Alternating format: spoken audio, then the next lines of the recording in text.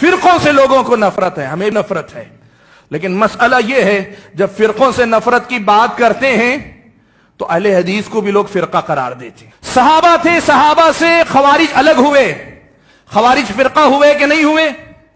خوارج فرقہ ہوئے نا، صحابہ بھی فرقہ ہوئے، صحابہ جماعت ہیں، صحابہ جماعت ہیں، فرقہ وہ ہے جو اس سے نکل کر گیا۔ بعد میں شیعہ الگ ہوئے، شیعہ فرقہ ہوا کہ نہیں ہوا؟ صحابہ فرقہ ہوئے نہیں، وہ جماعت ہیں۔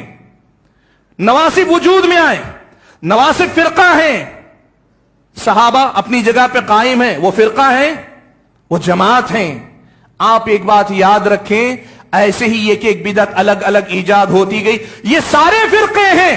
صحابہ اور نبی علیہ الصلوۃ والسلام جس طریقے پر قائم تھے وہ فرقہ نہیں جس کی مذمت کی گئی، وہ جماعت ہیں۔ سارے لوگ اگر اپنے مسلک کی طرف بلاتے ہیں تو یہ فرقے کی طرف دعوت ہے، اگر ہم کتاب و سنت کی طرف بلاتے ہیں تو یہ عین جماعت کی طرف دعوت ہے، یہ فرقے کی طرف دعوت نہیں ہے، یہ عین جماعت کی طرف دعوت ہے۔ اس لیے کہ کتاب و سنت کی طرف ہم آپ کو بلاتے ہیں، ہم کتاب و سنت کو اس طریقے پہ سمجھنے کی دعوت دیتے ہیں جو صحابہ کے زندگی میں تھا، صحابہ نے جیسے اپنایا تھا۔